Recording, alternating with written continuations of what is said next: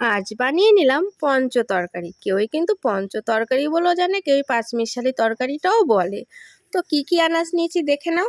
প্রথমে নিয়ে নিয়েছি পটল, ডাঁটা, আলু, কুমড়ো, ঝিঙ্গে, কাঁঠাল বীজ। এইগুলো দিয়েই কিন্তু পঞ্চ তরকারি তৈরি হবে। কড়াইতে তেল দিয়ে দিলাম পাঁচফোড়ন, শুকনো লঙ্কা, তেজপাতা, ফোড়ন।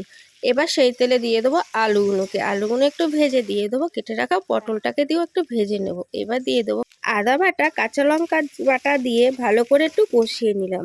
এবার দিয়ে দেবো হলুদ, নুন, জিরের গুঁড়ো, সেটা দিয়েও কষিয়ে এবার বাগবাটি যে কেটে রাখা আনাজগুলো ছিল সেইগুলো দিয়েও ভালো করে কষিয়ে নেবো। এইবার ঢাকা দিয়ে রান্না করে নেবো কিছুক্ষণের জন্য।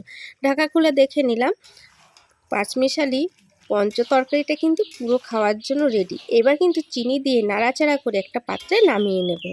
দেখো বন্ধুরা, দেখতে যেমনি কালার হয়েছে, খেতেও কিন্তু সেরকমই অসাধারণ স্বাদ হয়েছে। তো তোমরাও করে খাও, তোমাদেরও ভালো